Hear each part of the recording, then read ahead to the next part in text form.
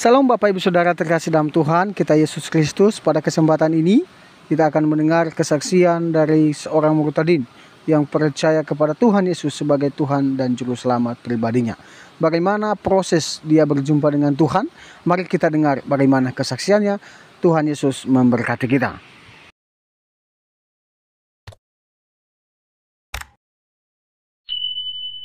Kembali lagi ke Iqra. Jadi ketika saya dilajarin Iqra, saya itu menangis karena saya tidak tahu bahasa orang Bugis sana. Jadi saya hanya mengikuti. Jadi suruh hafalin tulisan orang Bugis, bagaimana bahasanya. Jadi saya sempat menangis. Ku bilang sama mama saya nelpon mama saya di sana di Kalimantan. Saya bilang, Mak, saya mau pulang. Saya bilang, saya nggak tahan di sini. Saya nggak ngerti bahasa ini. Saya bilang, bertahan aja, selesaikan sekolahmu, katanya seperti itu. Ya udah, singkat cerita, akhirnya saya lulus lah. Saya mau mendaftar sendiri, sampai saya saking nggak maunya saya sekolah di sanawiyah itu yang berjilbab semua. Saya merasa gerah betul, ini nggak tahan saya. Jadi saya mutusin waktu itu bertindak sendiri. Waktu itu saya pergi ke pasar. Kalau setiap hari di sana itu, di tempat saya itu, di Baru itu, di Tanete, di kampung sana, setiap hari Rabu itu ada namanya pasar. Jadi setiap hari Rabu saya bantu orang angkat beras ke pasarnya. Jadi dikasih uang 20.000, kadang 5.000. Nah disitulah uang itu saya simpan, saya kumpulkan untuk saya mendaftar sekolah biasa gitu, sekolah umum. Dan itu di Rala. Singkat cerita, setelah saya sekolah daftar, tapi orang tua saya tidak mengizinkan. Jadi saya diambil kembali ke Kalimantan. Jadi pas di Kalimantan saya sekolah, di sana saya sekolah. Setelah lulus sekolah, singkat cerita saya selesai sekolah, semua selesai sekolah. Waktu itu kelas 3 SMP pertama. Setiap tahun ada Natal di rumah teman-teman aku. Jadi setiap tahun saya juga itu pergi ke rumah mereka. Jadi pergi ke rumah mereka itu ya senangnya saya pikirkan cuma pergi ngucapin selamat aja, terus habis itu cuma berkunjung karena gitu kan, karena mereka juga kalau lebaran pasti datang ke rumah. Jadi saya menghormati mereka. Saat Natal saya datanglah ke rumah mereka karena diundang, yaitu ngucapin selamat hari Natal, terus Merry Christmas, seperti itu. Singkat cerita, pas mereka lagi kebaktian, kalau tidak salah Natalan. Malam itu saya tidak tahu kalau mereka mau Natalan di gereja mereka. Jadi ada satu teman saya namanya itu Melisa. Dia bilang gini sama saya, ayo yuk ya Eria, kita ke ke rumah, ke tempat aku yuk, pergi Natalan. Saya pikir nggak pergi ke gereja seperti biasa, pergi ke tempat dia. Jadi saya pergilah, ternyata ikut, loh kok dibawa ke gereja, pikirku ya udahlah biasa. Jadi saya lihat di situ itu satu lagu yang saya dengar, persembahan dari anak sekolah minggu. Lagunya itu yang seperti ini. Selamat pagi Bapak, selamat pagi Yesus, selamat pagi Roh Kudus. Seperti itu lagunya kira-kira. Nah tapi saya pikir biasalah, itu kan namanya teman ya. Nah singkat cerita, udah berapa lama saya selesai sekolah dan saya bekerja di Samarinda. Bekerja di Samarinda, belum nyampe ke Samarinda, masih di Balikpapan dulu, karena saya kerja itu di suatu perusahaan yang namanya koperasi ya, koperasi. Nah di koperasi itu kami tinggal di suatu rumah, dan rata-rata yang dalam rumah itu, nah di sini posisi saya sebagai rekapitulasi itu, merekap segala keuangan yang masuk, keuangan yang keluar gitu, membantu kasir untuk pembukuan seperti itu. Jadi nah ada kasir saya itu awalnya belum nyampe ke yang saya rajin itu ngantarin dia, belum, itu di Samarinda. Nanti itu ada perdebatan sedikit ya di situ. Saya belum masuk ke situ karena saya ingin cerita betul-betul dari awal ini loh awalnya. Jadi ada perdebatan antara saya dengan kasir pusat. Ya, jadi Balikpapan itu ada namanya kasir pusat dengan kasir wilayah ya. Jadi kasir pusat kami ini dia bertanya kepada saya, ya masa sih kok Al-Qur'annya orang Islam itu katanya eh susah dimengerti katanya gitu. Saya bilang seperti ini. Ya karena itu memang seperti itu seninya. Saya bilang memang saya juga aku bilang begitu apa namanya tahu Al-Qur'an ya. Aku ya taunya gitu. Saya bilang kenapa nggak kayak Alkitab kami aja katanya. Alkitab kami katanya yang mudah dipahami, mudah dimengerti. Saya bilang lah saya nggak tahu juga. Saya bilang kan bukan saya yang buat Al-Quran. Saya bilang kita kan cuma apa namanya membaca dan harus sampai habis khatam itu. Katanya kalau kita khatam itu ya insya Allah kita masuk surga. Saya bilang seperti itu. Oh katanya seperti itu. Jadi dia bilang gini. Terus memangnya kamu mengerti kah arti dari apa yang kamu baca itu?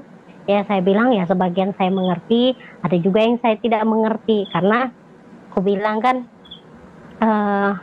memang betul saya bilang saya sudah khatam Al-Quran sampai 3 kali saya bilang seperti itu. Dan saya bilang ada sebagian saya mengerti di dalamnya karena saya rajin memang membaca waktu itu dan tidak pernah meninggalkan yang namanya sholat 5 waktu. Dan saya bilang ya saya mengerti semuanya, gak semua sih sebagian saya bilang apa kadang kan waktu itu masih susah mencari Al-Quran itu dengan terjemahannya, jadi ya sebagian ada yang dimengerti, sebagian juga yang belum. Oh iya saya sekedar info saya lulus sekolah itu tahun 2006 kalau salah ya. Jadi saya sekolah setelah selesai sekolah saya itu lanjut kerja dan itu awal mula saya kerja di Balikpapan. Kemudian karena lain dan satu hal kalau saya mau diangkat menjadi kasir di wilayah, jadi saya harus dites, diberangkatkan ke Samarinda lagi untuk ditempatkan dulu di sana sementara. Nah di Samarinda inilah saya ketemu yang namanya Kak Diana, kasir kami. Nah saya di situ hari-hari saya setiap hari Senin sampai Sabtu kami bekerja dan Minggu kami kosong. Nah pas hari Minggu itulah dia saya lihat di situ dia sangat gelisah ngomong ke teman-teman yang lain, nggak bisa sih saya sibuk nih ada kegiatan ini, ngomong ke saya selain nggak bisa bilangnya aku lagi ada kegiatan katanya. Saya capek dan singkat ceritanya jadi saya bilang memangnya kenapa sir, dia bilang gitu. Kami manggilnya kasir sebagai rekan kerja dan dia manggil saya rekap. Enggak ini dek, bilangnya adek. Dia biasanya manggil saya adek karena memang dia kakak ini lebih tua daripada saya.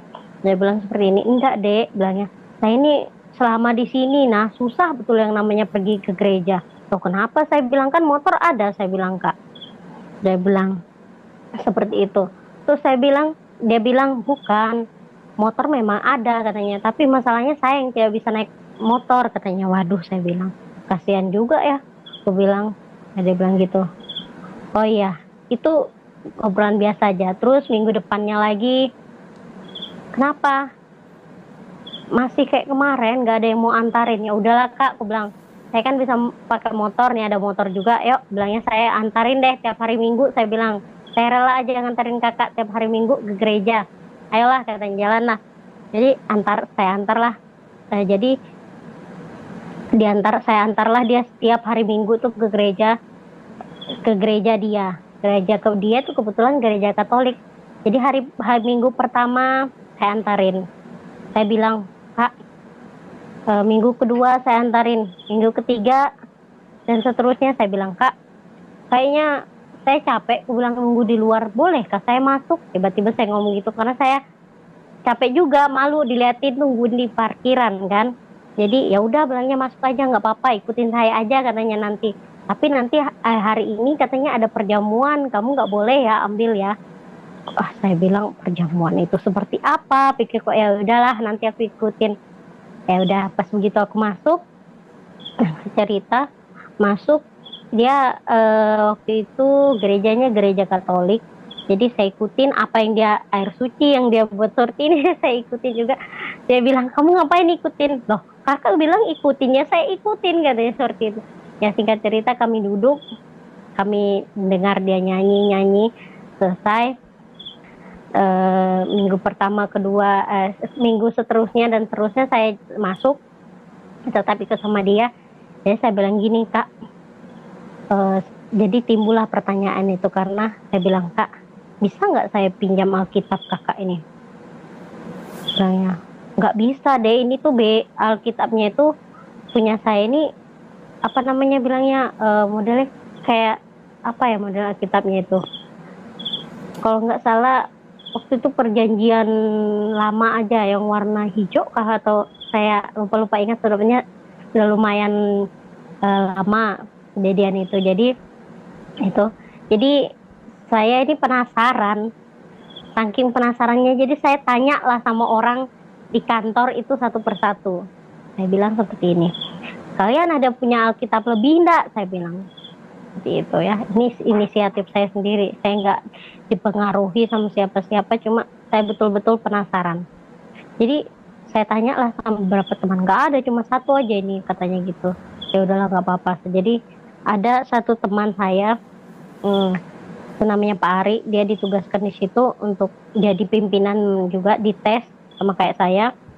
Jadi dia kasih, oh ada saya, bilangnya Kap, bilangnya ada nih, bilangnya rekap punya saya satu, katanya kemarin baru juga dikirimkan yang baru, ada pembagian Alkitab dari gereja, katanya seperti itu. Jadi diberikanlah aku Alkitab dia yang baru. Jadi nah setelah itu saya baca dari awal kejadian. Tapi sebelumnya saya ingin beritahu ya, saya pernah juga ke rumah teman saya dan saya pernah membaca Alkitab ini dari kejadian, cuma sekilas aja. Karena teman saya hari itu mau pergi ke gereja, jadi saya cepat-cepat pulang ke rumah. Nah, jadi saya bilang, oh iya, oh sama ya Alkitab yang saya baca. Memang kamu pernah baca kah? Teman saya ini tanya ya. Saya bilang pernah sih. Saya dulu kan punya teman orang Toraja. Jadi kalau saya ke rumahnya kan hari Minggu liburan. Jadi kadang hari Minggu pagi itu dia pagi-pagi tuh pasti saya datang ke rumahnya, ngerjain PR, tapi ternyata dia ada kegiatan ibadah. Jadi waktunya paling jam 7 sampai jam 8, jam 9 dia pergi ibadah. Jadi singkat cerita, saya bilang, oh pada mulanya ya, berarti roh Allah itu melayang-layang ya, saya bilang begitu, menciptakan langit dan bumi. Aku bilang kok Alkitab ini kok unik ya, saya bilang enak dibacanya, mudah sih mengerti, saya bilang seperti itu. Nah terus saya bilanglah sama teman saya yang ngasih Alkitab itu. Aku bilang, Pak Ari, namanya Pak Ari, aku bilang nanti minggu depan, saya bilang kira-kira bisakah Bapak itu antar saya bilang gitu kan, ke gereja, aku bilang yang tempat Bapak ibadah. Kenapa? Bilangnya memang nggak apa-apa, saya cuma mau aja, bilang ikut ke sana, mau ini aja, mau lihat-lihat seperti apa sih tata cara kalian beribadah gitu. Nah kalau kami kan ya sudah tahu sendiri, 5 waktu seperti sebelum sholat kita wudhu ya. Sekarang saya penasaran bagaimana sih cara Bapak itu beribadah. Nah saya bilang gini, Sir, nanti habis saya antar jadi teman saya kasir, saya bilang Kak, nanti kalau habis antar ibadah saya ikut sama Pak Ari ya. Aku bilang nanti kalau saya selesai ibadah saya jemput kakak sepulang gitu, tetap saya antarin dia pergi ibadah karena nggak ada orang lain memang yang mau ngantar dia. Jadi saya merasa kasihan juga, rasa iba, jadi saya pergilah tetap seperti itu. Jadi setiap hari saya pergi ibadah ke tempatnya ibadahnya Pak Ari, setelah ngantar kasir saya, terus itu berulang-ulang. Nah setelah itu nggak lama kemudian, sebulan setelah saya stay di Samarinda, saya kan akan dipindahkan ke wilayah yaitu namanya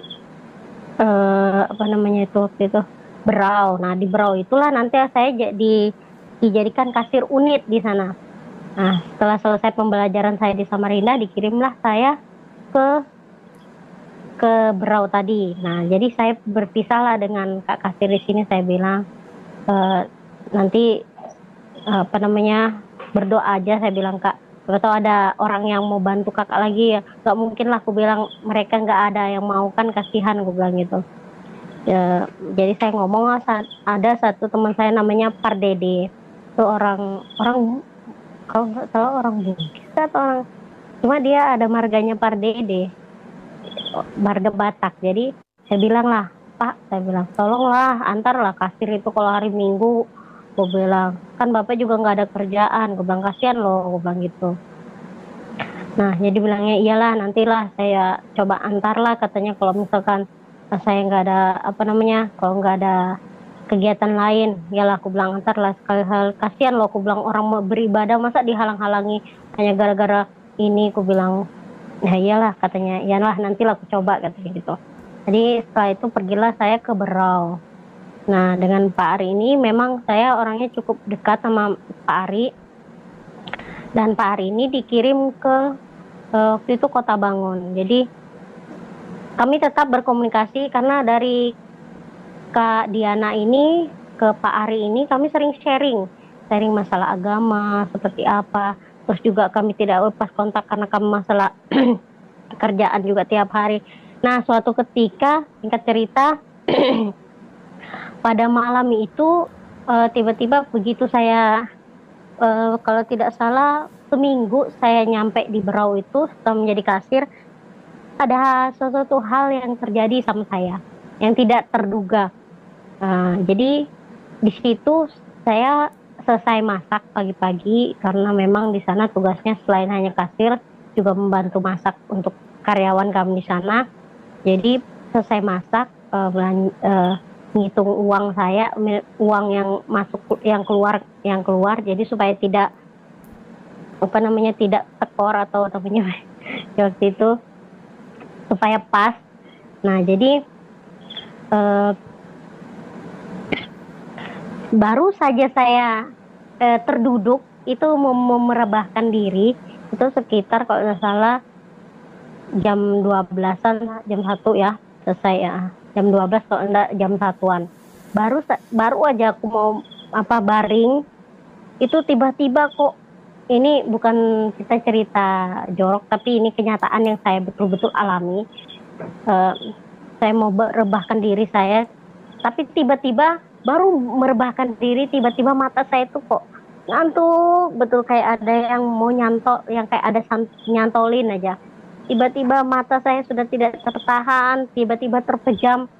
Kemudian di situ tiba-tiba saya merasa itu ada yang meraba-raba bagian dada sampai ke bawah, mau megang. Saya bilang, saya coba baca ayat kursi. Waktu itu saya belum yakin sama apa yang saya gitu ya. Saya tapi sudah mulai ragu-ragu, dan saya baca ayat kursi Allahu wala quwata illa billah dan seterusnya seperti kan. Tiba-tiba tidak bisa juga ini, tidak bisa bergerak ini. Kenapa ini kok? Ini yang saya merasa orang yang nindih saya ini orangnya itu besar, tinggi, terus pokoknya rambutnya gondrong. Nggak tahu saya itu gundrowo atau buto hijau, saya nggak ngerti juga waktu itu. Pokoknya makhluk ini tuh betul-betul mau gerayangi tubuh saya. Saya langsung teringat omongannya Pak Ari waktu itu, bilangnya coba sekali-sekali kamu berdoa dalam Isa Al-Masih. Jadi saya bilang pas tiba-tiba itu mulut ini aja langsung dalam nama Yesus, saya terduduk. Wah Tuhan, kenapa? Aku bilang, kok saya baca ayat kursi, saya baca surat Anas, kok nggak mempan-mempan. Ini saya panggil sekali aja nama Tuhan Yesus, kok tiba-tiba saya terduduk. Dan terus habis itu saya keluarlah ke dapur cuci muka. Baru saya ceritalah sama rekap aku, singkat cerita. Benar rekap saya juga seperti itu. Dia ternyata sudah mengalaminya lebih dahulu sebelum saya tiba di sini. Saya bilang, kok bisa ya Sir? Dia bilang seperti itu. Ya nggak tahu, saya bilang. Tapi itulah yang saya alami, saya bilang. Itu, nah singkat cerita, dan saya kasir ngobrol. Nggak lama kami berdua itu tiba-tiba seperti itu, baring lagi di kamar. Ini itu kayak seperti apa aja makhluk ini. Baru aja kami duduk berdua, kok tiba-tiba kami langsung plek. Kami berdua tidur secara bersamaan. Jadi saya itu mengalami hal itu lagi. Kami berdua. Dia Habis itu saya bilang, Tuhan tolong, saya bilang apa yang terjadi ini sebenarnya, kenapa? Jadi saya bilang, darah Yesus berkuasa, saya bilang. Langsung saya duduk, baru saya bangunin rekap saya. Kap bangun dek, dek, bilang bangun. Dia duduk, astagfirullah, dia katanya astagfirullahaladzim sir, astagfirullahaladzim sir. Untuk ngebangunin, kenapa? Aku bilang, aku kayaknya tadi ada juga yang, ada apa namanya, ada yang ganggu saya sir, katanya gitu. Dia bilang, ya udah, kita bilang, ya udah kita dua. Saya bilang kan, kok ini, aku bilang baca surat Yasin, surat apa namanya, surat ayat kursi, kok nggak mempan-mempan dalam hati saya itu. Tapi ketika saya memanggil Tuhan, aku bilang, Tuhan Yesus ini kok dahsyat, saya bilang. Saya langsung duduk. Itu, ini bukan kesaksian yang apa namanya, yang apa namanya, yang ini benar-benar terjadi dalam hidup saya. Saya tidak mengada-ngada, ini real dan faktanya seperti itu kejadian. Jadi saya masih, karena saya memang mungkin dibilang orang masih bebal ya, masih bebal sekali. Jadi masih paling inilah biasanya, itu mungkin kebetulan saya pikir. Ya udah, ayah sir, aku bilang, ayah sama rekapku, ayo dek kita ambil air wudhu, kita sholat. Nah kami sholat berjamaah berdua bersama-sama. Nah setelah itu singkat cerita, tapi tidak berhenti di situ, saya terus baca Alkitab yang dikasih. Saya dipindahkanlah ke waktu itu dari Keberau pindah ke Bontang. Jadi dipindahkan ke Bontang juga karena kebetulan kasir di situ kosong. Jadi saya kasir yang sudah bisa, sudah lama, dipindahkan ke situ. Nah di situ saya ketemu sama orang Batak. Orang Batak ini saya lupa siapa namanya. Nah teman saya ini, disitulah dia juga ngomong sama saya. Dia bilang, loh kamu dapat Alkitab dari mana sih, katanya. Ya dari Pak Ari, saya bilang, saya cuma belajar aja kok, dia bilang saya seperti itu. Dan di situ juga bilang, ayo kita ke gereja nanti aja lah, aku bilang. Saya juga masih ini kok, aku bilang, saya lo belum Kristen, saya lo masih belajar baca Alkitab. Masih saya bandingkan Alkitab dengan Al-Quran, ini real saya bandingkan ya, isi dengan Alkitab dengan Al-Quran. Bang Sir, janganlah kayak gitu cara bacanya, katanya. Kenapa lagi itu, bilang. Saya bilang, aneh loh, kamu baca Alkitab, bilangnya, masa dibandingkan dengan Al-Quran loh. Aku bilang, gak apa-apa lah, saya kan mau tahu apa sih isi Alkitab ini, apa sih isi dari Al-Quran ini, maksudnya supaya saya bisa lihat dong. Aku bilang, mana sih betul-betul yang jembatan Sirotol Mustaqim, saya bilang seperti itu. Ya, waktu itu saya bilang seperti itu. Ya singkat cerita, akhirnya setelah berapa lama, berapa bulan saya pelajari Alkitab, tiba-tiba kok ada kerinduan dalam hati ini, seperti itu. Jadi libur hari itu, libur Lebaran, ada kerinduan hati ini. Saya minta ketemu sama Pak Ari, dan saya bilang, Pak Ari, saya mau ketemu, ada hal yang perlu saya sampaikan ke Bapak, saya bilang seperti itu. Jadi cuma saya tidak kasih tahu waktunya kapan. Jadi singkat cerita, saya tiba-tiba ada di tempat dia bekerja di kota itu, daerah Kota Bangun. Nah saya di situ, saya bilang sama beliau, saya akrab, saya cukup kenal sama dia kan, karena memang kami tidak pernah putus komunikasi dari Samarinda itu sama Kak Diana. Jadi jadi mereka dua inilah yang membimbing saya, betul-betul membimbing saya dalam mengenal siapa Tuhan itu, Tuhan Yesus itu. Jadi suatu ketika saya datang ke tempat dia kaget karena dia juga kebetulan malam itu mau berangkat ke daerah yang namanya Blusu. Dia ini, Pak Ari ini adalah orang Dayak, suku asli Kalimantan, dan adiknya itu ada masalah. Dia ada dulu, kalau pernah dengar, di daerah Kalimantan, khususnya di Kalimantan Timur, satu sekolah itu ada kesurupan massal. Jadi satu sekolah itu semuanya kesurupan massal. Nah di situ pas malamnya itu ada KKR, mau datang KKR, jadi adiknya itu mau dibawa ke situ, mau didoakan. Jadi kebetulan malam itu dia, itu mungkin sudah rencana Tuhan, saya sekali lagi bilang tidak ada rekayasa sama sekali. Saya datang malam itu, dia juga kebetulan mau jalan, Jadi saya bilang, Pak Ari mau kemana Mami? Dia bilang, saya ditelepon sama mas saya mau mau lihat adik saya, nah kasihan, dia bilang kesurupan kemarin di sekolahnya, satu sekolah katanya. Jadi malam ini mau dibawa ke KKR katanya seperti itu. Oh iya kak, saya bilang, saya bertanya lah di sana kak, di sana ada gereja kak? Dia bilang, ih kamu ini aneh. Ya ada lah katanya seperti itu. Oh iya, kenapa bilangnya kamu bertanya-tanya? Enggak, bilang kalau ada gereja di mana kemarin? Kalau kita mau jadi orang Kristen itu pak kayak mana sih? Dia bilang ya dibaptis lah katanya gitu.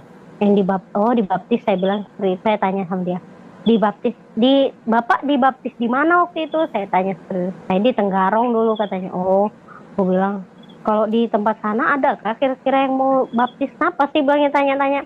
Enggak, aku bilang saya mau, kok ada kerinduan, aku bilang lebih sudah mengenal siapa, setelah baca Alkitab, saya bilang gitu kan, lama-lama kok saya rindu, aku bilang saya bilang saya nekat, saya harus dibaptis, saya bilang gitu.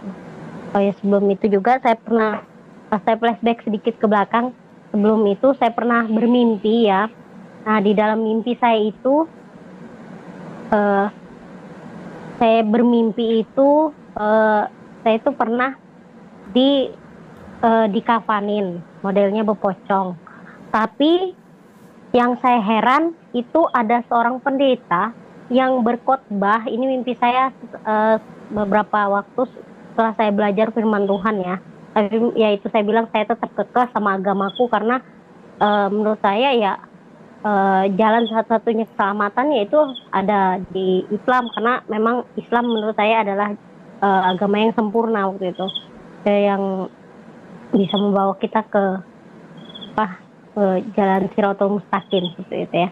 Jadi saya di situ saya mimpi itu, saya bilang, oh ini aku bilang ini siapa? Aku bilang orang itu berkhotbah tapi menghadap ke belakang. Jadi saya itu di belakangnya dia. Saya di belakang dia berkhotbah tentang jalan keselamatan seperti itu. Akulah bilangnya di situ khotbahnya, kebetulan saya lihat itu, kalau tidak salah saya ingat-ingat di dalam Yohanes 14 ayat yang ke-6. Di situ Tuhan berkata yang khotbah itu berkata seperti ini.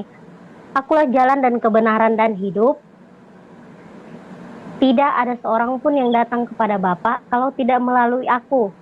Nah, kemudian yang ketujuh, kiranya kamu mengenal aku, pasti kamu juga mengenal Bapakku. Sekarang ini aku mengenal dia dan kamu telah melihat dia.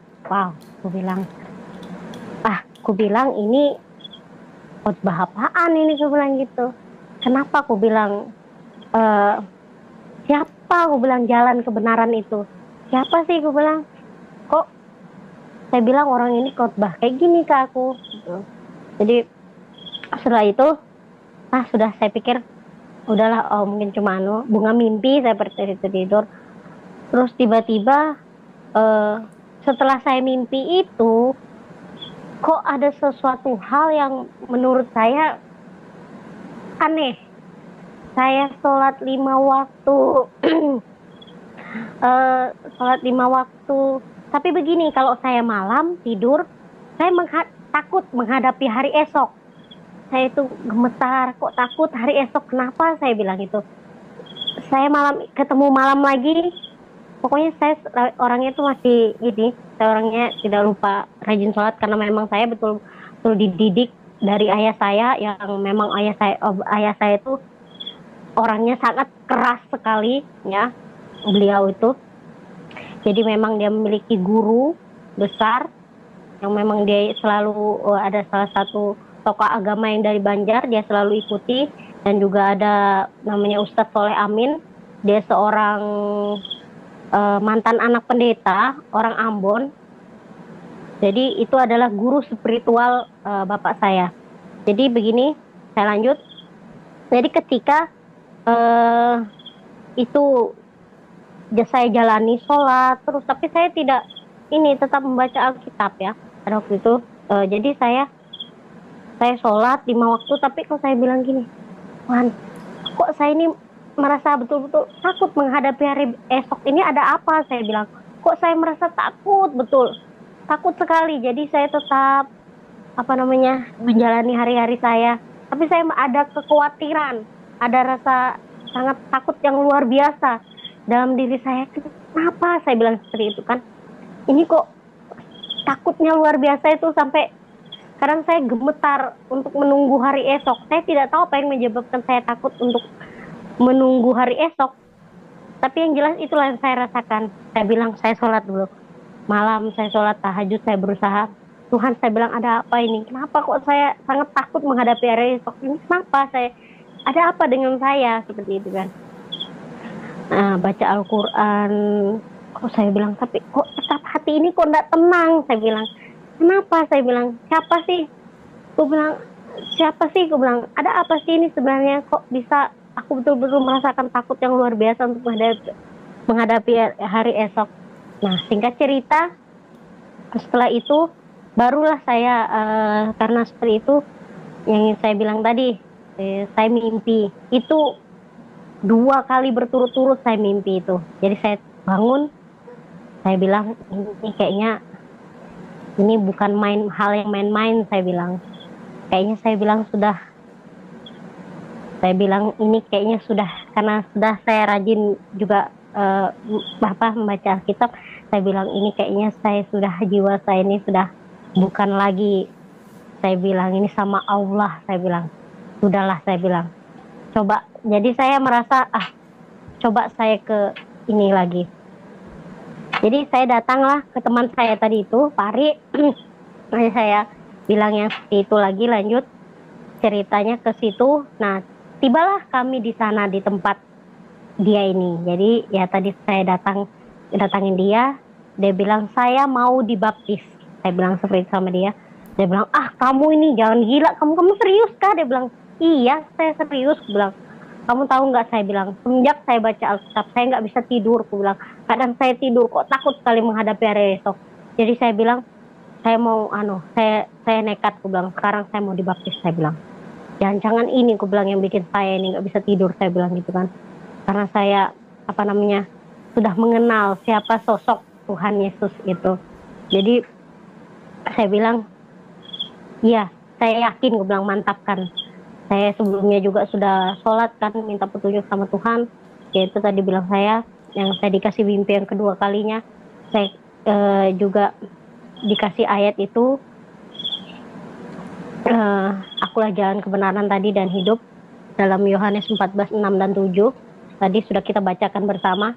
Dan luar biasa, setelah itu saya dibaptis. Besoknya pas kebetulan dia perginya hari Sabtu, jadi hari Minggunya saya bisa langsung dibaptis ya, karena saya sudah melalui tahap-tahap, saya sudah membaca Alkitab, saya sudah belajar seperti itu.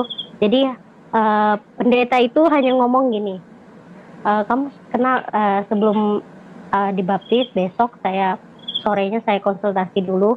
Ada satu hal yang ingin saya tanyakan, katanya, sudah siapkah kamu, katanya, memikul salib Tuhan? Saya bilang, memikul salib.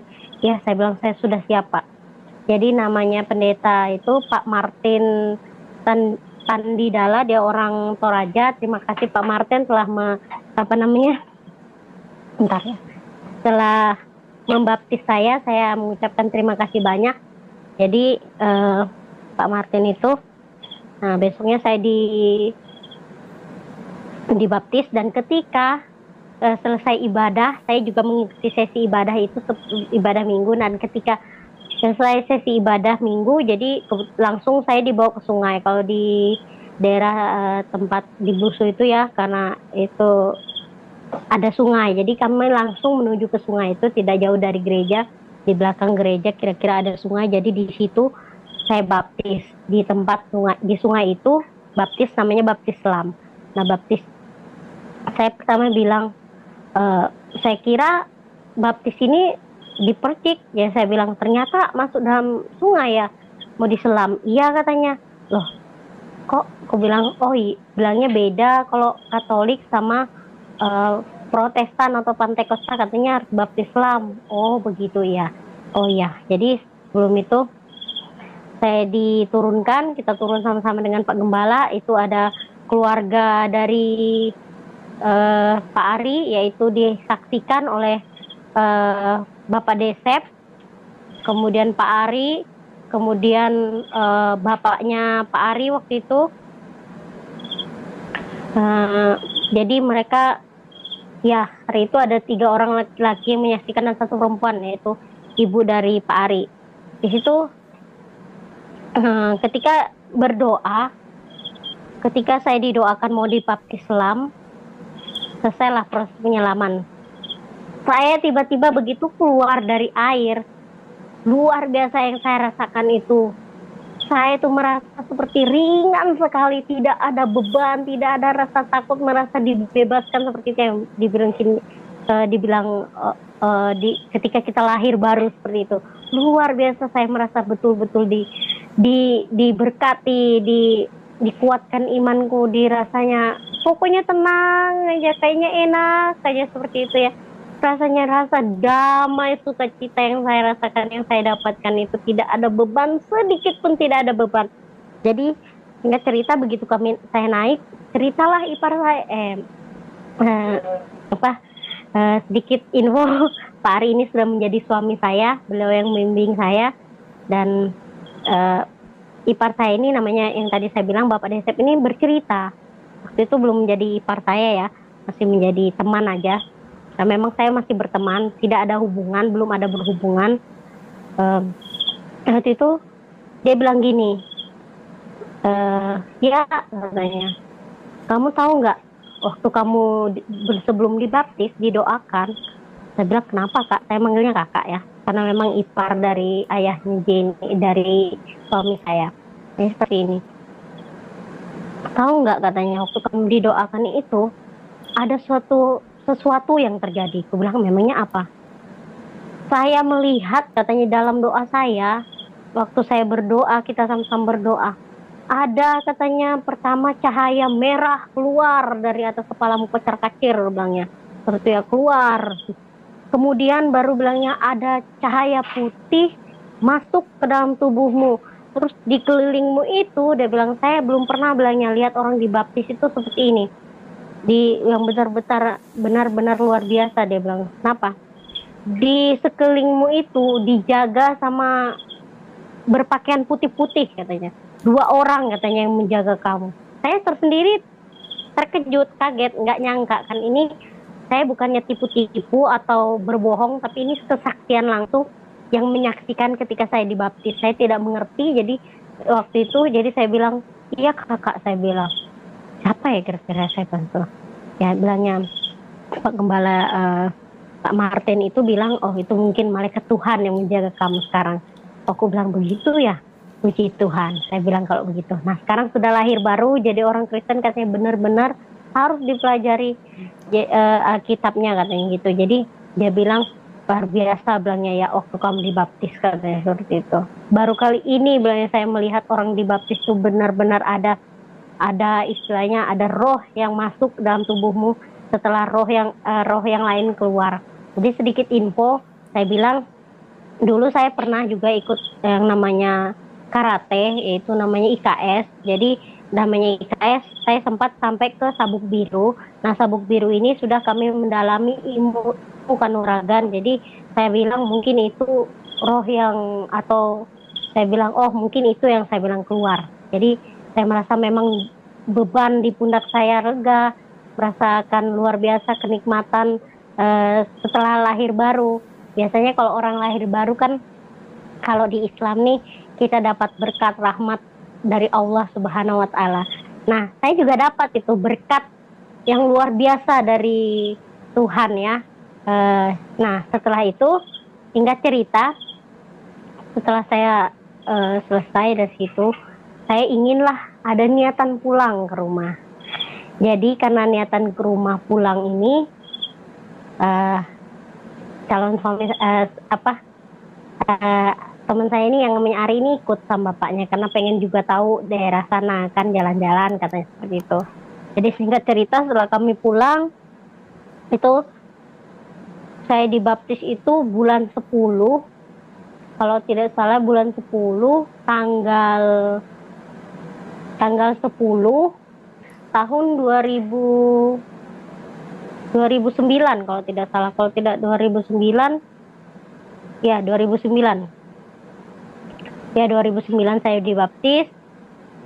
Nah, setelah 2009 kalau nggak salah itu tahun depannya sekitar Lebaran lah, Lebaran lagi saya baru pulang liburan karena kerja. Saya ini orang tua ini belum ada yang tahu kalau saya itu ternyata sudah menjadi pengikut Yesus ya, haleluya, luar biasa. Nah, hari-hari saya jalani seperti biasa, saya pergi gereja, baca Alkitab di rumah, saya sangat rajin pada waktu itu, sangat mencintai karena mungkin karena apa namanya dahsyatnya yang apa yang di dalam isi Alkitab ini luar biasa ya. Jadi setelah itu saya singkat cerita saya pulang, Pak Ari juga ikut dengan bapaknya. Jadi di rumah ini heboh karena dipikirnya ini ada laki-laki yang mau ngelamar saya seperti itu. Padahal mereka ini jalan-jalan aja sebenarnya, tapi ya karena apa namanya karena mereka dia datang sama bapaknya ya dianggap mereka seperti itu. Oke. Jadi keluarga saya sudah dihubungi, paman-paman saya. Jadi sekali lagi saya diinfokan di sini bahwa keluarga saya ini adalah keluarga yang sangat kental ya, sangat sangat agamanya sangat baik di keluarga saya. Nah, jadi sorenya itu semua keluarga ngumpul lah di rumah. Nah, ini Ari ini suami saya ini ngomong, nanti jangan ngomong dulu ya kalau kamu sudah dibaptis, katanya seperti itu. Saya cuma bilang oh iya. Tapi terjadi pertentangan di dalam diri saya di situ. Karena saya juga pernah membaca di Alkitab, saya bilang jika kamu mengakui aku, Tuhan Yesus bilang begitu, maka aku juga akan mengakui kamu. Gitu seperti itu. Jadi saya lupa di mana ayatnya tadi, saya tidak catat karena jadi ketika itu saya bilang kok ada penolakan, kok dibilang jangan dikasih tahu, jangan. Oh iya, saya cuma bilang iya. Tapi di dalam hati saya tidak seperti itu. Nah, jadi suatu ketika berkumpullah sudah orang di rumah. Ada paman saya, ada tante-tante saya, semua kumpul di rumah. Nah, jadi ngobrol-ngobrol. Sebelum itu, sebelum mulai prosesi adat kami orang Bugis, sebenarnya, jadi datanglah bapak saya seperti ini. Saya, Jum, nanti dia panggil, kalau saya itu di rumah panggilan akrabnya Ijum. Jum katanya, nanti kalau kamu disuruh masuk Kristen katanya, jangan mau ya. Jadi bapak saya itu bapak saya itu ngomong seperti itu ya, dibisik saya. Oh iya. Saya itu enggak jawab, cuma ngangguk-ngangguk aja. Oke saya bilang seperti itu. Jadi sampailah akhirnya pertemuan itu dimulai. Nah disinilah luar biasanya kesaksian yang saya akan sampaikan ini. Prosesnya dimulai dari sinilah. Ketika bapak saya ngobrol dengan mertua saya yang laki-laki waktu itu, karena mertua saya yang perempuan tidak bisa ikut ya, sibuk menjaga anak sekolah. Jadi ketika dia ngobrol, sampailah pada tahap itu membahas masalah agamanya. Jadi sebelum mereka membahas agama, saya datanglah ke tengah-tengah, saya duduk. Saya bilang seperti ini, Mama, Bapak, sebelum kita membahas masalah selanjutnya, saya bilang, ada sesuatu yang mau saya sampaikan ke Mama sama Bapak. Saya bilang, sebelumnya saya mohon maaf dulu, aku bilang, sama Mama sama Bapak. Tapi, asal Mama tahu sama Bapak, saya sudah dibaptis dan saya sudah menjadi pengikut Yesus. Nah, disitulah mulai. Pokoknya ribut semua, sudah keluarga saya yang hadir di situ. Wah, bilangnya. Terus saking marahnya bapak saya ini sampai menggetar badannya saya pas ngomong seperti itu. Datanglah bapak saya bilang bapak saya seperti ini. Ya udah ambil, katanya, ambil parang bilangnya. Saya bunuh anak ini di sini, saya bilang. Saya tidak takut bilangnya kamu mati bilangnya di tangan saya. Nah, kamu sudah layak bilangnya untuk dibunuh. Ambil parang, katanya seperti itu. Tapi tidak ada yang berani beranjak. Saya cuma berdoa. Sebelumnya saya itu berdoa, Tuhan tolong apapun yang mereka perbuat itu mereka tidak salah, mereka tidak tahu. Jadi waktu itu juga saya belum tahu berdoa seperti apa karena saya baru di situ, baru sekali, baru 3 bulan setelah habis dibaptis. Saya mulai belajar, jadi saya belum tahu yang namanya berdoa. Saya cuma bilang, Tuhan tolong, rencanamu indah buat saya, bilang. Saya bilang seperti itu. Bapak saya itu marah sekali, menangis juga di situ. Dia jadi bergetar badannya, mau ambil parang itu tidak bisa. Jadi belum, tidak ada yang berani bergerak. Mereka sibuk, keluarga yang lain. Tante-tante saya, wah kamu ini, bilangnya, suruh menjadi orang kafir. Wah kamu ini kayak gini kayak gitu. Jadi tiba-tiba aja bilang, suami saya ini bilang, jangan Pak, jangan. Jangan sampai lah kayak gitu katanya. Kalau dia ada apa-apa, masalahnya saya kan yang bawa dia ke sini, saya yang tanggung jawab, dia bilang seperti itu. Dia bilang seperti itu suami saya. Kemudian bilangnya, udah kamu, bilang mama saya, udah kamu naik aja ke sana ke loteng. Ya kebetulan rumah kami itu ada 2 tingkat. Saya naiklah ke loteng, bilangnya. Jadi karena di sini ada namanya Pak Ustadz tadi yang saya ceritakan di awal. Nah itu adalah bapak angkat saya dulu waktu saya sekolah. Saya tinggal sama beliau. Jadi itu adalah salah satu guru spiritual bapak saya waktu itu. Katanya, wah bilangnya kamu ini Jum, katanya sudah betul-betul, katanya kena pelet, katanya kena pelet kamu ini, bilangnya sudah betul-betul, bilangnya keluar dari jalur, katanya gitu. Sudah naik kamu ke loteng, katanya gitu, kata bapak saya gitu. Pantas, katanya bapak saya, selama ini, katanya, saya berapa hari yang lalu kok, bilangnya saya seminggu yang lalu saya kok nggak bisa tidur, katanya. Roh-roh, bilangnya, nenek moyang kamu, bilangnya, datang ke saya, bilangnya, semua gangguin saya, bilangnya, anakmu ini kayak gitu, anakmu kayak gini, katanya gitu. Jadi saya kaget, oh Tuhan, saya bilang, oh ternyata, saya bilang, bapak saya ini ternyata masih ini, saya bilangnya, mas saya ini masih berhubungan, katanya. Jadi kakek-kakek buyutmu tuh datangin saya dalam mimpi, katanya, anakmu sudah seperti ini, anakmu ini sakit, katanya, anakmu seperti bla bla bla bla. Jadi singkat cerita, saya naiklah ke atas karena saya tidak mau memperkeruh suasana. Jadi saya naik ke atas, bapak saya ini di bawah dengan mama saya menangis, kakak saya yang pertama nangis, semua keluarga saya pulang, disuruh pulang. Dan entah apalah yang terjadi sama mereka ya, sudah disuruh pulang. Jadi cuma Pak Ustadz ini, itu gelarnya Ustadz. Jadi Pak Ustadz ini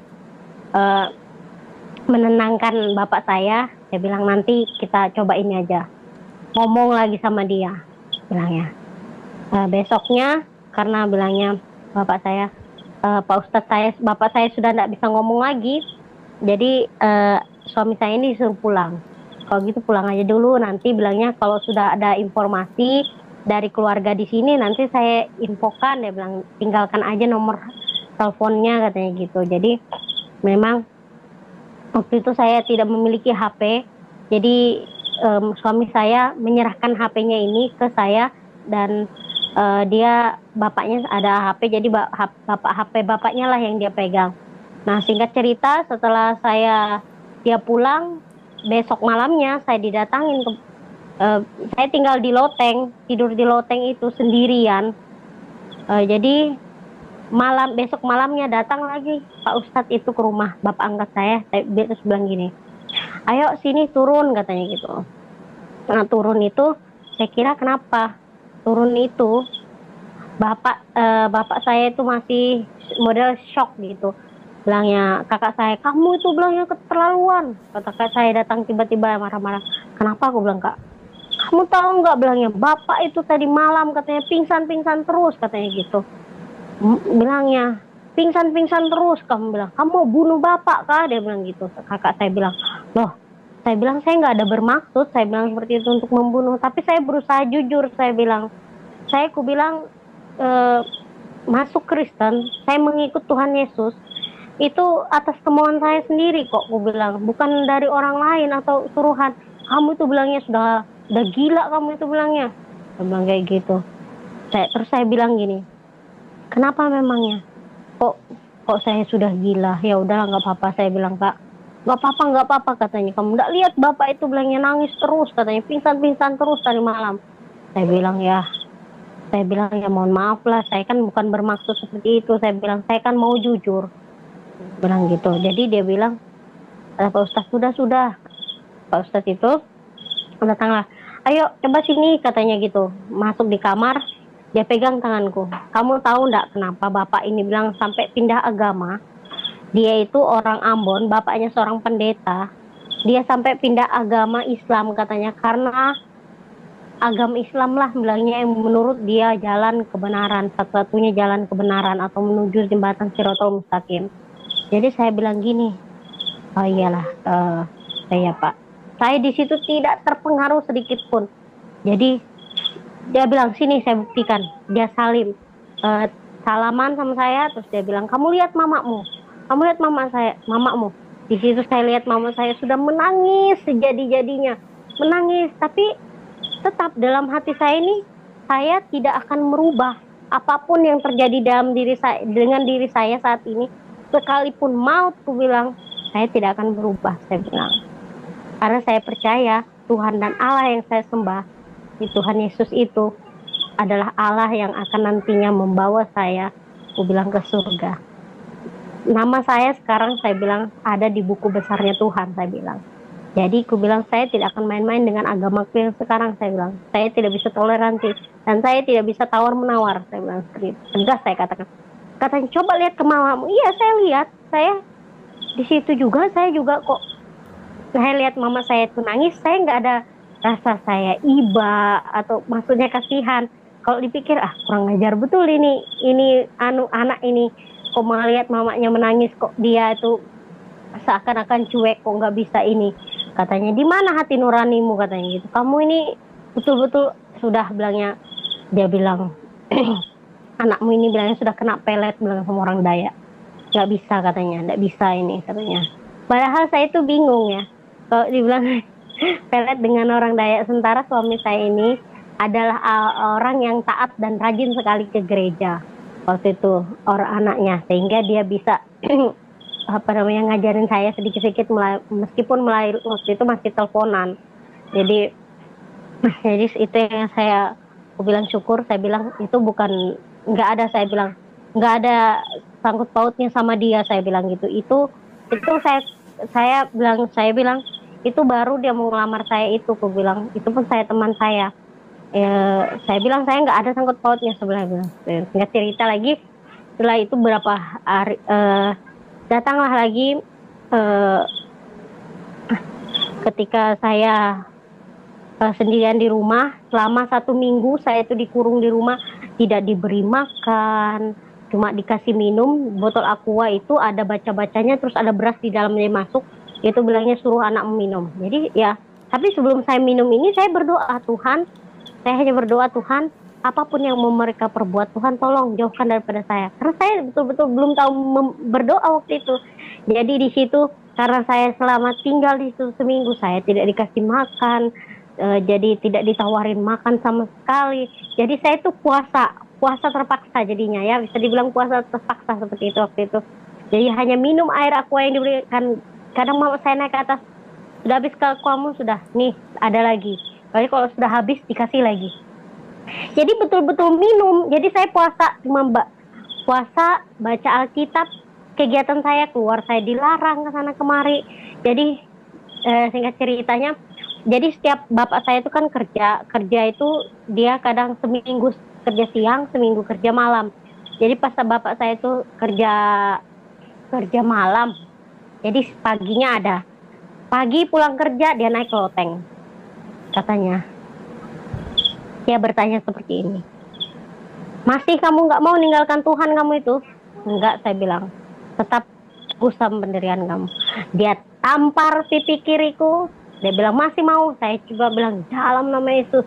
Dia tampar lagi pipi kanan, Haris berkuasa. Langsung saya bilang gitu, ngomong lagi bilangnya kamu. Saya tampar kamu bilangnya, saya tonjok kamu bilangnya sampai mukamu hancur, katanya gitu. Kebetulan bapak saya itu kan juga ikut IKS, jadi dia sudah tingkat sabuknya lebih tinggi daripada saya, ilmu kanuragannya sudah tingkat tinggi, tingkat 2, itu sabuk merah. Jadi dia memiliki cincin di tangannya itu, cincinnya itu ada bentuk runcing seperti itu, batu akik seperti itu ya. Dia bilang, saya tonjok bilangnya muka kamu bilangnya pakai batu ini, katanya. Saya mau pakai cincin ini, saya mau lihat, katanya gitu bilangnya. masih bisa enggak kamu bilangnya ngomong seperti itu. Jadi saya diam aja, saya berdoa, Tuhan tolong saya tahu, aku bilang Tuhan tidak akan membiarkan saya, aku bilang. Di dalam, saya ingat dalam Alkitab itu, aku bilang dalam Amsal 4:14, demikian bunyi firman Tuhan. Di situ saya ingat sekali Amsal, ayat itu yang diberikan, katanya Tuhan seperti ini, janganlah menempuh jalan orang fasik dan janganlah mengikuti jalan orang yang jahat. Nah, seperti cukup sampai situ, itulah firman Tuhan yang menguatkan saya juga. Ya saya bilang, kalau saya kembali, aku bilang ke agama saya sebelumnya, berarti saya ada salah satu orang yang fasik. Kamu itu bilangnya kafir, kamu itu bilangnya murtad, dia bilang. Kamu itu bilangnya sudah kena guna-guna orang Dayak, katanya seperti itu. Saya bilang, Bapak ini orang Dayak lagi dibawa-bawa, saya bilang. Gak ada hubungannya ini, saya bilang. Kamu bilangin dasar kamu itu bilangnya anak kafir, katanya gitu. Bilangnya, kamu tahu, bilangnya kamu nggak malu kah? Dia bilang, Tuhan kamu itu bersempak-sempak, katanya dipajang di depan gereja kalian. Gak tau malu, bilangnya. Saya bilang, Tuhan tolong ampuni bapak saya bilang Tuhan, karena dia tidak mengerti, belum mengerti waktu itu, bilangnya. Saya hanya menunduk waktu itu sambil berdoa. Oke, selesai. Besoknya lagi dia datang lagi. Dia ambil, karena juga bapak saya ini orangnya ikut kuda lumping. Mungkin bagi yang tahu kuda lumping, tahu cambukannya. Nah, cambukan kuda lumping itu kan talinya itu dililitin sama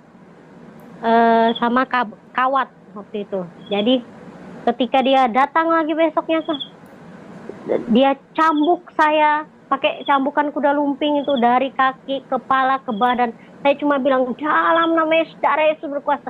Saya bilang, pokoknya siksaan teman menerpa saya, pokoknya bertubi-tubi.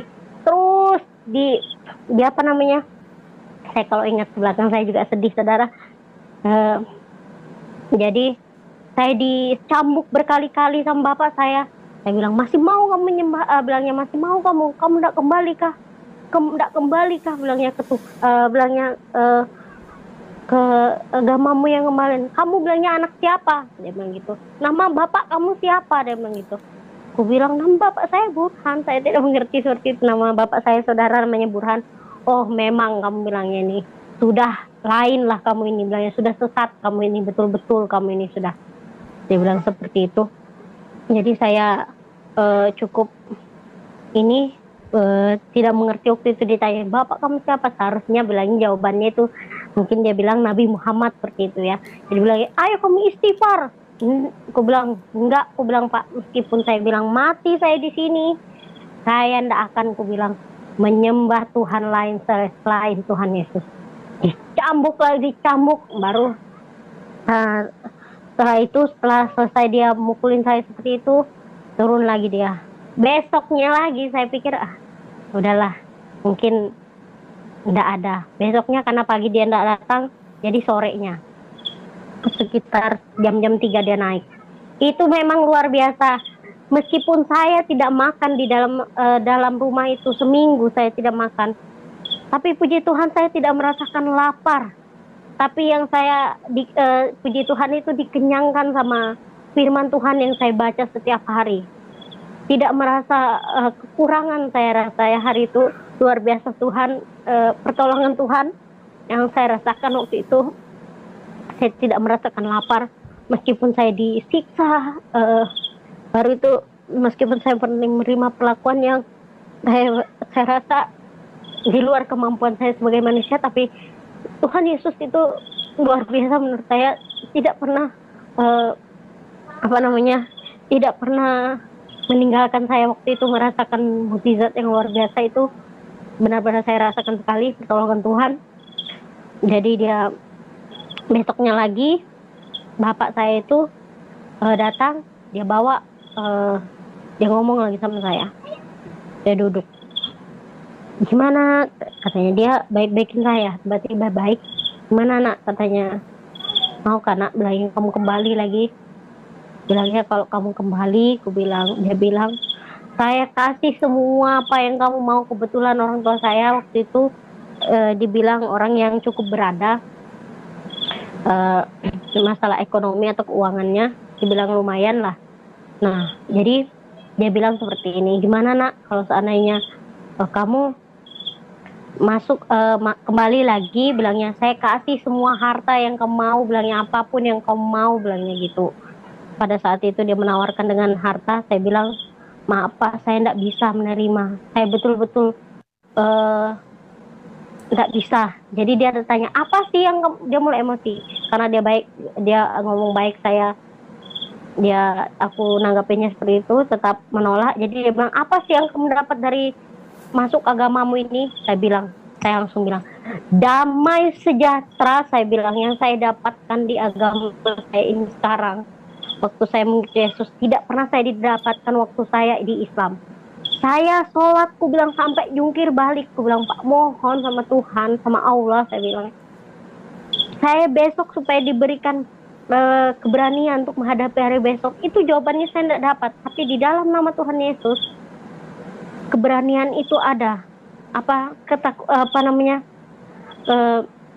apa itu namanya waktu saya bilang itu, ketakutan saya hilang, saya bilang ketika saya percaya sama Tuhan, seperti itu.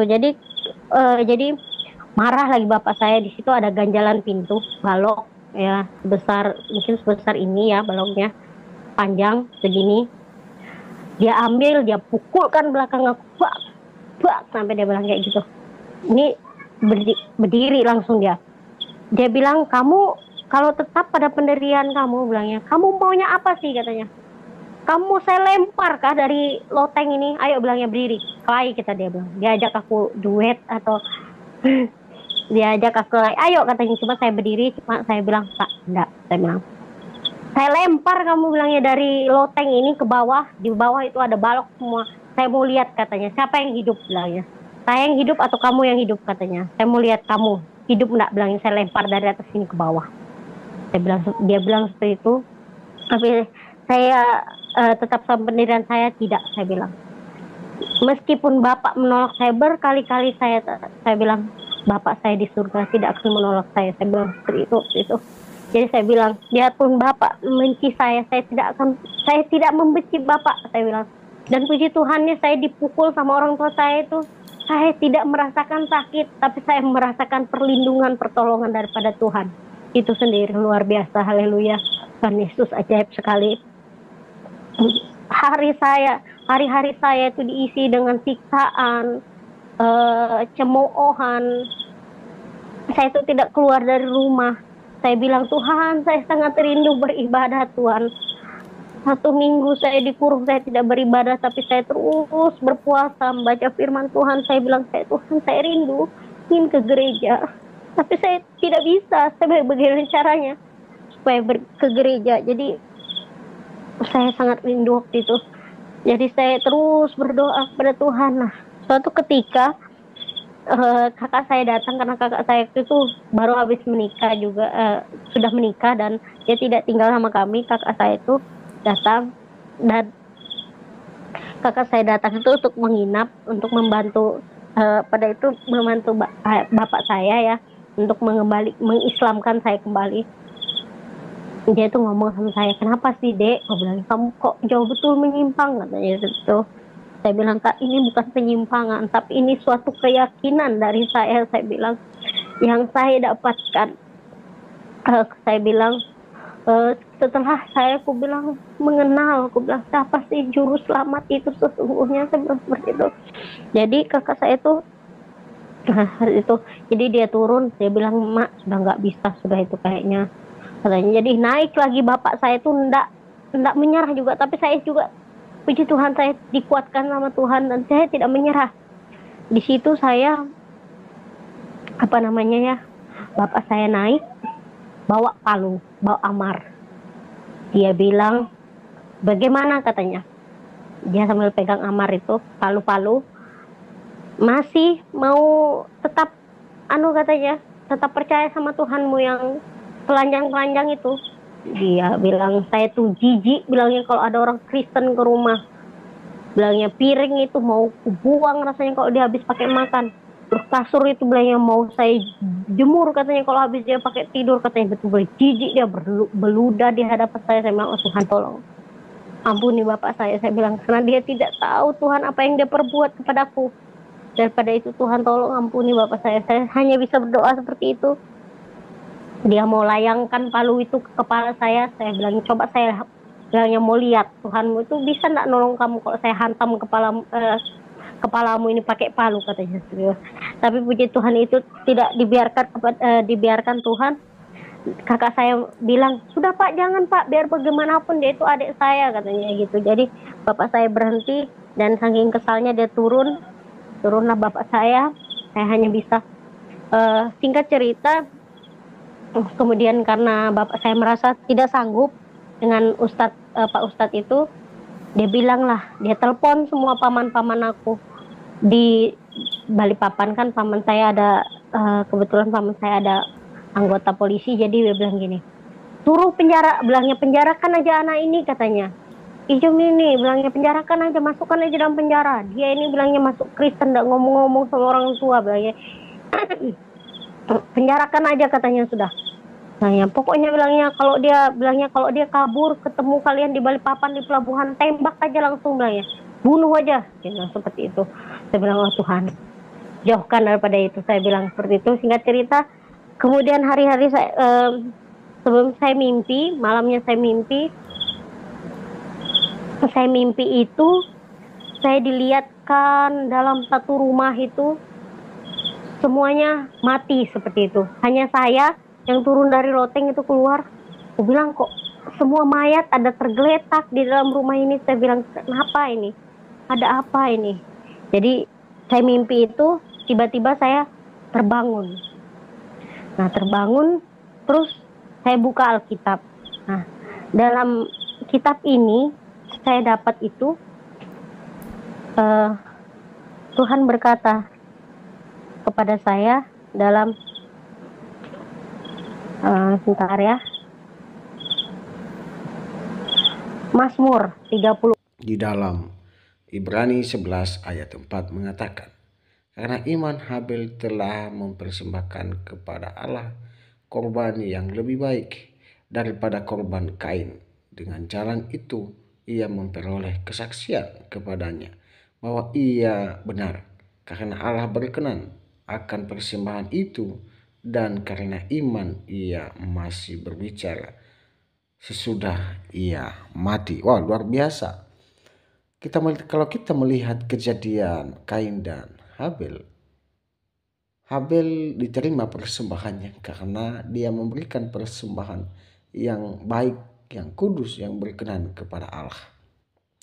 Karena dia mengikuti cara Adam dan Siti Hawa, di mana Allah telah mempersembahkan korban kepada mereka. Itulah yang dilakukan oleh